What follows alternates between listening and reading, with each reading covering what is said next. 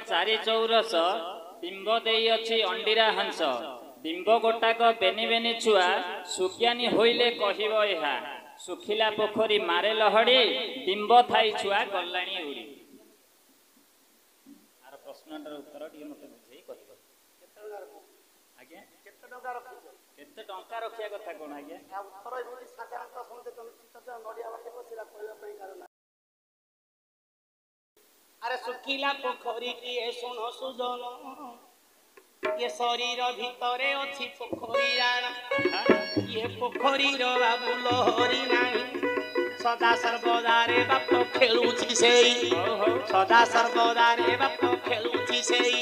ये चारि चौरस बाबू शरीर जाना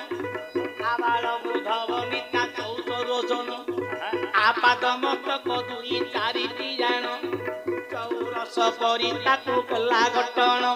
ये चौरस परी ताकू गठन कला दुईटी अंडा को सेथिरे छाड़ी देला ये दुईटी अंडा रे बाप जीव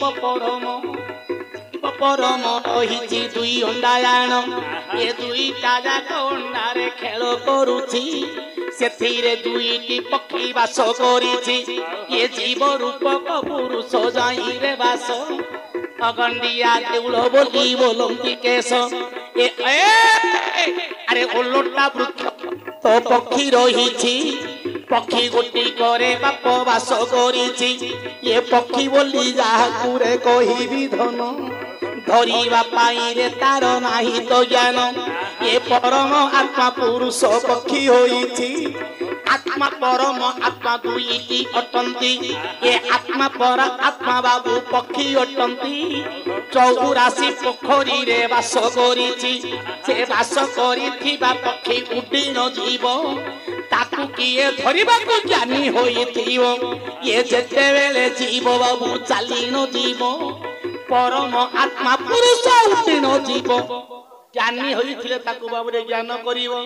ज्ञानी होइथिले मते ताकू किए धरिबो से अचलंता पक्षी बाबू गोड़ हाथ नाही काम क्रोध कयारे बुडी अछि तेई ये असना वासना तार जेना दुईटी से पक्षी बास करी अछि सेईटी ये काम क्रोध माया मोह मध्य मोक्षकू सडरी को घेरी अछि चारि चौरसकू जोला कहिलो आज्ञा आत्मा परमात्मा परे बाबू मते आलोचना करिया कहले हो एमिति टिके आलोचना हो आगो को गले मध्य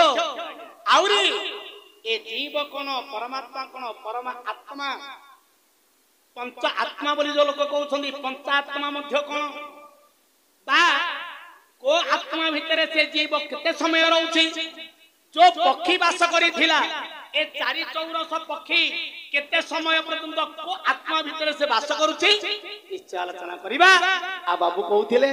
तांकर भाव होउछि ए जो ब्रह्ममय संसारर ब्रह्म पाठ ये जो ब्रह्म पिंडुलार भितरे चारि चौरस जो घर अछि ए घर भितरे चारि चौरस अछि चारोटी वेद बा चारोटी धर्म चारोटी कर्म ए चारि चौरस पोखरी होछि सागर सप्त सागर भितरे जो मीन रूपक वास करिछि पक्षी दुईटा वास करिछि गोटी होछि जीव गोटी होछि परम तांको धरिबा किए नाही ना जीव को सिना